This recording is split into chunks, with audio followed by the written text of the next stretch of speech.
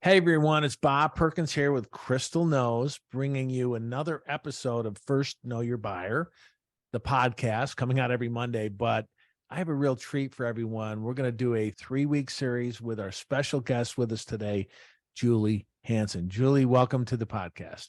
Thank you, Bob. I'm so happy to be here.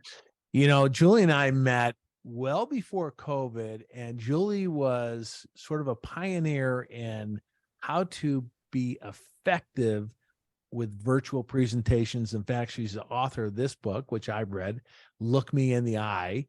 And Julie, you and I worked with inside sales, virtual sales at a time when people would cover their cameras because they didn't want to be seen. It's an uphill battle, that's for sure.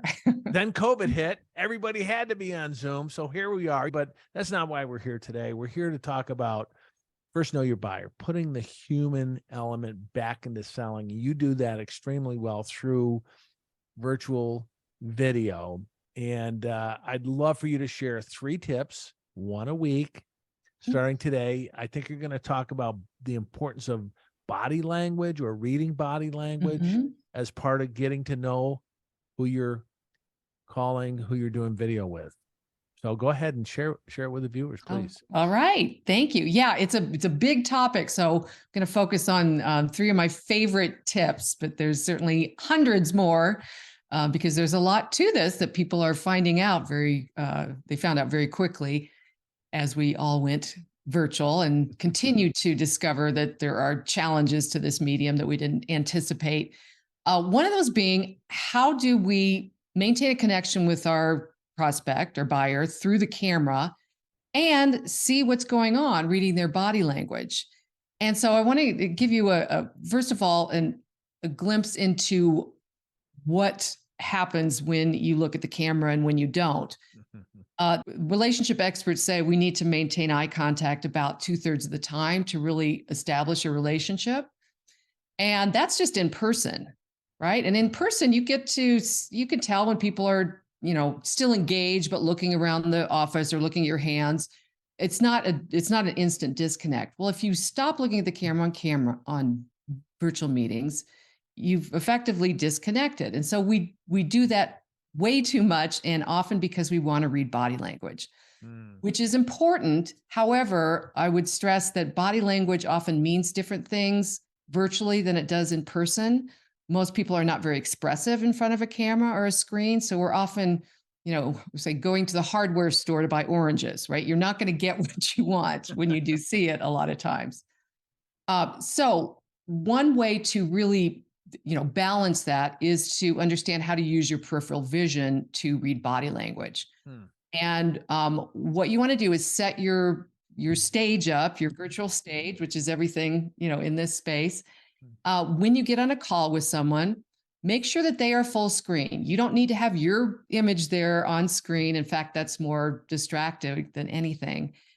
And then when you look at the camera, you should be able to, if your camera's set up right, you should be able to see sort of a broad view of what's happening with your customer. Like right now, I can see Bob is shaking, is nodding his head, right? He's raising his hands, and I'm looking at my camera and my screen is down here. So you're looking up above the screen like I am, and I'm seeing you out of the corner of my eye, even though it looks like I'm looking at you. I'm looking above you at the camera. Right. But if you move, I can pick that up through peripheral vision.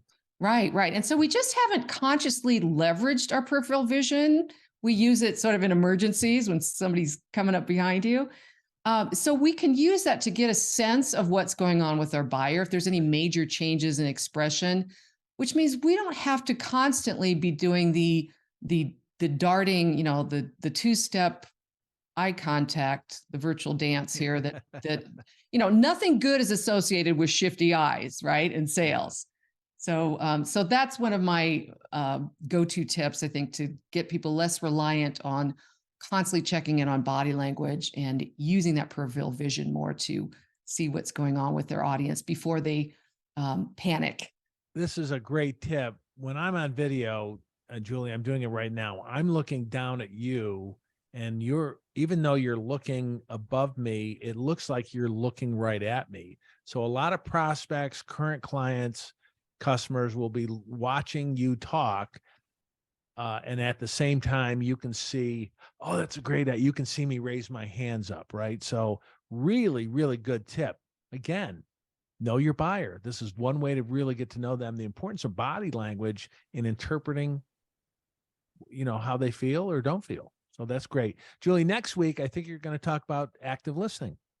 Absolutely. One of my favorite topics. We look forward to that. Julie, thanks for joining us. Everyone, come on back next Monday and learn about active listening. Boy, does that really help know your buyer. On camera. Yeah, it's a little different. It's different on camera. So it'll be a fun topic. All right, everyone. Julie, thanks again. And until next week, everyone, good selling. Bye-bye. Bye-bye.